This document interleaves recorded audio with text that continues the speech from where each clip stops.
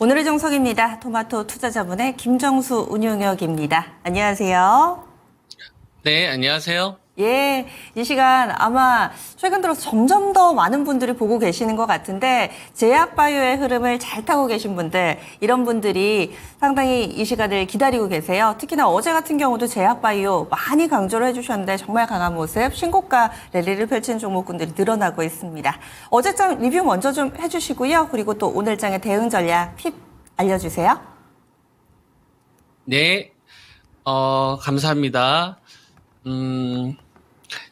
일단 어제 시장에서 우리가 좀 눈에 띄어야 될 게요. 한 1개월 반 동안 거래대금이 우리가 이제 9시에서 10시 요때 하루 중에 거래대금이 제일 왕성하게 거래가 돼요, 보통. 그리고 오후 같은 경우는 한 1시간 정도 남겨놓고, 근데 오전만큼 활발하게 거래되지는 않습니다. 그래서 10조라는 자금이 있으면은 이 10조가 6시간 반에 나눠서 이렇게 고르게 분배되는 게 아니라 주로 아침에 활발하게 거래가 되고요, 이 1시간 동안. 그리고 중간에 어떤 큰 사건이 갑자기 나타나지 않는 한, 보통 우리가 9시에서 10시 때 요 거래대금이 그날 하루 거래대금을 우리가 대충 짐작할 수 있거든요. 그래서 요거를 저는 10년 넘게 추적을 했어요. 10년 넘게 추적을 해서 보통 요 정도 시간 단위별로 어느 정도 거래대금이 들어오면 우리가 이제 장 끝날 때까지 기다리지 않아도 그날 하루 거래대금을 대충 예상할 수 있는 겁니다. 좀 높은 확률로. 100%는 아니라 하더라도 거의 한 80%, 90% 이상은 나오는 것 같아요. 그래서 어제는 1개월 반 동안 보통 거래대금이 한 2.5조에서 3.2조 사이 정도에 거의 갇혔던 시장이었어요. 우리가 2,300대에서 이제 2,710, 요 올라오는 요 구간 동안에 9시에서 이제 10시 사이에 거래대금의 평균은 2.5조에서 한 3조 정도 됐던 거죠. 그리고 나서 이제 장 끝나면은 한 8조에서 많이 붙으면 한 10조. 요 사이에 갇혔던 거거든요. 그러니까 2.5조하고 3조는 사실상 우리가 시장의 어떤 이 거래대금의 상황을 비교를 해보면은 그냥 똑같은 거예요. 근데 이제 어제는 좀 달랐습니다. 어제는 좀 달랐어요. 어제는 4.5조 이상의 거래대금이 붙었거든요.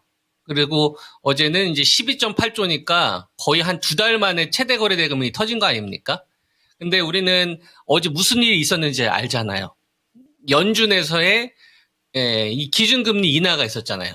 그죠? 우리가 25베이스 포인트를 할지 50베이스 포인트를 할지 이건 두고 봐야 되겠으나 연준에서 50베이스 포인트를 인하를 하고 그 다음에 나온 액션들이 되게 중요한 겁니다. 어차피 금리 인하는 할 건데 이 금리 인하 다음에 시장에 뭐를 놓은 거냐면 기대감을 불러일으킨 거예요.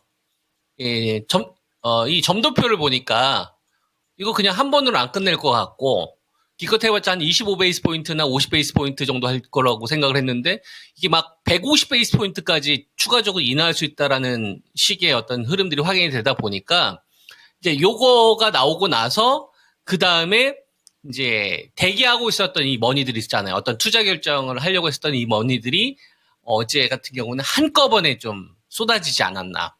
그러니까 결정을 좀 미루다가 여기다. 더 이상 결정 미루면 안 되겠다. 대기했었던, 관망했었던 분들이 한꺼번에 이렇게 결정을 했다. 그래서 저는 이거를 어제 2차 자금으로 표현을 한 거거든요. 2차 자금. 우리가 주식을 살 때도 여러분, 내가 1억을 가지고 있으면은 1억을 한꺼번에 매수하는 사람 드물어요. 보통 한 3천만 원이나 한 5천만 원 정도 사놓고, 그 다음에 상황을 좀 지켜본 다음에, 그리고 나서, 이거다 싶으면 더 추가하잖아요. 여러분들 뿐만 아니라, 하다못해 10조, 20조를 운용하는 이 펀드 매니저들은 어떻게 하겠습니까? 그죠? 더 철저하게 이 밸류도 계산을 할 거고 돈을 쏘는데도 굉장히 신중하게 결정을 할 거란 말이에요. 한꺼번에 10조를 베팅할 수는 없잖아요. 확인한 다음에 쏜다 이거. 외국인들도 마찬가지다. 돈의 규모가 워낙 크니까 무슨 말인지 이해되죠? 그래서 첫 번째 선제적으로 쌌던 자금들이 있었던 거고, 그리고 이걸 이제 저는 1차 자금으로 여러분한테 표현을 해드린 거고, 그리고 나서 이제 어제는 2차 자금이 결정이 된 거다. 그러면서 이제 어제 시장의 거래 대금이 우리가 1개월 반 동안에 나왔던 평균 거래 대금보다 훨씬 더 높게 나온 거다. 그러니까 이거는 이제 매매 결정을 한 거예요. 투자 결정, 방향을 결정을 한 거다 이거예요. 땅땅땅 이렇게 저는 돈들이 결정을 했다라고 판단을 하는 거고, 그래서 우리가 이제 6월 달, 그다음에 이제 7월 달에 고점 쳤던 주식들, 그죠? 대표적으로 주식들이 어떤 주식들이 있냐면은 자동차 가운데서는 이제 만도 같은 애들이 6월 달에 고점을 쳤잖아요. 그죠? SL 같은 경우가 6월 중순에 고점을 쳤죠. 그다음에 현대자동차가 6월 28일 날 고점을 쳤어요. 기아가 6월 19일 날 고점을 쳤어요, 여러분. 그죠? 6월 19일 날 고점을 쳤죠. 지수는 언제 고점 쳤죠? 지수는 7월 11일 날 고점을 쳤어요. 그러면 지수보다 자동차 섹터들은 돈을 먼저 뺐다는 얘기겠죠? 그죠? 지수는 7월 10일부터 고점을 치고 빠지기 시작을 했는데 그 이전에 6월 초중순부터 빠졌다는 얘기는 지수보다 먼저 돈을 빼기 시작했다는 얘기잖아요. 이게 되게 중요한 개념입니다. 자동차 쪽에서 이런 흐름이 나온 거고, 그 다음에 화장품 같은 경우도 보면은, 자, 아모레 퍼시픽 같은 돈들이 5월 30일이에요. 5월 30일 날 고점을 치고 빠지기 시작해. 지수는 언제라고 했어요? 7월 11일 날. 자, 음식료 보겠습니다. 농심 같은 경우 6월 13일입니다. 그죠? 6월 13일. 빙그레 같은 경우는 6월 11일이에요. 무슨 말인지 이해되죠? 그 다음에 뭐 잘 갔던 효성중고 같은 주식들도 한번 보세요. 5월 28일 날 고점 지수는 언제 고점 쳤죠? 7월 11일 날 고점을 쳤죠. 그죠? 하다못해 반도체에서 제일 셌던 한미반도체가 6월 14일 날 고점을 쳤어요. 그죠? 삼성전자하고 하이닉스는 7월 11일 날 고점을 쳤고, 그죠? 지수보다 늦게 고점을 친 애들이 없어요. 그러니까 삼성전자와 하이닉스는 지수랑 같이 빠진 거고, 그 이전에 나머지 주식들은 미리 빠지기 시작을 했다라고 저는 보는 겁니다. 왜? 지수는 7월 11일 날 고점을 쳤으니까. 무슨 말인지 이해되죠? 그러면 우리가 이런 주식들을 다른 산업군들을 여러분들 한번 확장을 한번 해봐요. 대부분 6월 달에서 이 7월 초 중순 요 구간 지수보다 먼저 다른 섹터 쪽에서 돈을 빼기 시작을 했다는 얘기입니다. 이걸 저는 뭐로 보는 거냐면 징조로 보는 거예요. 징조. 새로운 주도주는 지수보다 먼저 저점을 찍고 먼저 고점을 돌파를 합니다. 새로운 주도주는. 지수는 고점을 돌파를 못하려 먼저 고점을 돌파해. 왜? 좋은 걸 먼저 아는 거예요. 우리가? 아니, 돈들이 먼저 알기 때문에 이런 현상이 저는 나오는 거고, 금융 시스템으로 엮여 있기 때문에 이런 흐름들이 많이 나오는 건데, 보면은 이 알테오젠 같은 경우가 돈이 들어오기 시작했던 시점을 잘 보세요. 6월 달에 자금이 들어오기 시작했잖아요. 6월 달에. 그죠? 6월 달에 베팅 자금이 들어오기 시작했잖아요. 그죠? 6월 달에. 자, 삼성바이오로직스는 언제 고점 치기 시작했습니까? 7월 달에 자금이 붙기 시작했죠. 7월 달, 요때 자금이 붙기 시작했잖아요. 그죠? 자, 그 다음에 리가켄바이오 같은 경우도 보면은 한 6월 중순 이후부터 돈이 붙기 시작을 했고, 그 다음에 셀트리온 같은 경우도 보면은 7월 초부터 자금이 붙기 시작을 했죠. 그죠? 7월 초부터. 그 다음에 유한여행 같은 경우도 보면은 7월 초에서 중순으로 넘어가면서 돈이 붙기 시작을 했잖아요. 자, 지금 제가 여러분들한테 보여드리는 종목은 뭐냐면은 우리나라에서 산업 대표주급에 해당하는 현상들인데, 이 기간 동안에 저는 이미 선수 교체 작업이 미리 진행이 된 거다. 1차 자금들이. 근데 티가 안 났던 거예요. 이걸 우리가 시장에서는 계속 가고 있는 것만 봤었으니까 그냥 차별화가 심하고 그랬었지만, 막상 내면을 뜯어보면 이런 식으로 실제로 선제 작업이 있었던 거다. 밑밭 작업이 있었던 거다라고 보는 거고, 그리고 요 구간 동안에 2차 자금을 쏠지 말지를 결정을 했었는데, 어제 금리 인하와 관련된 이 키워드가 추가적인 금리 인하까지 나오다 보니까 어떻게 되는 겁니까? 베팅 자금이 들어오면서 거래대금이 확 증가를 해버린 거다. 그죠? 그러면 1, 2, 3이라고 저는 보는 거예요. 1, 2, 3. 사람의 심리상 1차, 2차, 3차. 이 3이라는 숫자가 되게 중요하거든요. 그래서 지금 1단계에서 2단계로 넘어가는 구간으로 지금 바이오가 나타나지 않았나라고 보는 거고, 여러분들에게 그래서 제가 중요한 가격대를 몇 개 이야기를 했었을 거예요. 내가 유한양행을 샀으면 참 좋았는데 8만 원대 중반, 9만 원대 초중반에 샀으면 참 좋았을 텐데, 제가 여러분들 추천드렸을 때 이걸 놓치신 분들은 제가 꼭 잡아야 되는 종목이 있다고 했잖아요. 삼성바이오로직스나 ST팜이나 SK바이오팜. 여러분한테 이야기 들었던 종목 아닙니까? 그리고 삼순환을 하는데 이거저거 하지 말고 셀트리온하고 그다음에 알테오젠하고 리가켄바이오 한 6종목이거든요. 그죠? 이쪽만 돌려도 충분하다. 그리고 유한양행은 10만 원이나 한 11만 원 깨졌을 때 한번 공략을 다시 한번 해보자.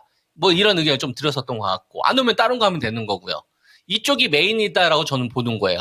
근데 이쪽 자금들만 계속 가지는 않을 겁니다. 바이오 쪽으로만 계속 자금이 가지는 않을 거다. 다른 산업군들과 이격 축소를 하는 가정들이 또 나올 거다. 그래서 배터리를 가지고 있는 분들도 그렇고 반도체를 가지고 있는 분들도 그렇고 자동차를 가지고 있는 분들도 그렇고 나머지 섹터들을 분들 가지고 있는 분들도 바이오가 먼저 좀 출발을 했기 때문에 나는 이쪽에 일단 포지션 구축을 하신 분들도 일단은 유지는 하되 중간에 내릴 생각하지 마시고 왜냐면은 삼성 바이오로직스가 100만 원 돌파할 때 제가 그런 이야기 해드렸었잖아요. 셀트론 얼마를 밟고 가야 된다고 했어요. 19만 7천에서 8천 원. 어제 저점이 여러분들 얼마였었냐면 19만 8천 원이었어요. 이건 레벨업 하겠다는 얘기예요. 고해야 되는 겁니다. 무슨 말인지 이해돼? 중간에 낼 생각하는 게 아니라 고할 생각을 해야 되는 거고 돈이 5천억 이상만 붙는지만 보는 거예요. 제가 여러분한테 말씀드렸던 이 6개의 종목. 무슨 말인지 이해되죠? 여기에 이제 뭐가 남아있는 거냐면 자동차 관련된 섹터들 있잖아요. 현대자동차도 우리가 시간이 지나고 보면 뭐야?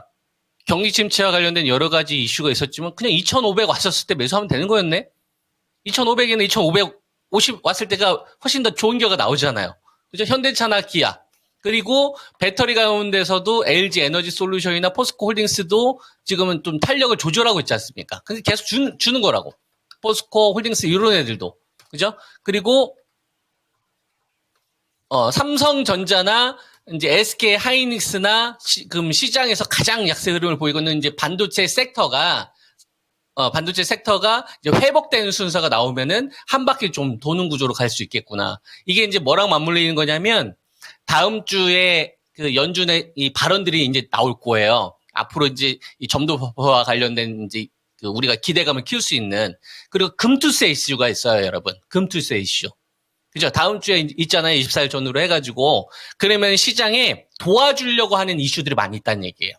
그러니까 지금 시장 구간에서는 2650에 가기 전까지는 2500이나 2500에 매수하셨던 분들은 목표치를 조금 더 가져가는 식으로 하고 내가 좀 소외받았던 주식을 가지고 있으신 분들 좀 기다려봐라. 한 번씩의 다 급반등 흐름은 좀 줄 수 있다고 봅니다. 대신 2650 구간에서 제가 여러분한테 제시해드렸던 바이오제약과 나머지 산업군의 연속적인 매수가 붙지 않으면은 한번 일부 좀 챙기는 거예요. 일부 현금 관리하는 거예요.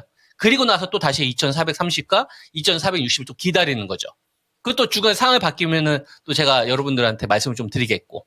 결론적으로 지금 현재 구간은 비추세가 지속되는 구간이니까 제시해드렸던 이 기준 라인을 여러분들이 참고해서 사고 파는 가정을 한다. 그리고 1순위는 바이오, 나머지 마지막으로 올라가는 애가 반도체가 될 거다. 그리고 배터리는 이제 3분기에서 4분기로 갈수록 빠지더라도 살 생각으로 중장기 투자 관점으로 가시면 우리 하반기 괜찮을걸요? 여러분들 계좌 수익률 이렇게만 하시면은 네 도움이 되시기 바랍니다. 오늘도 자세한 말씀 고맙습니다. 다음 주에 뵙겠습니다. 예, 감사합니다. 예, 지금까지 토마토 투자자본 김정수 운용혁이었습니다.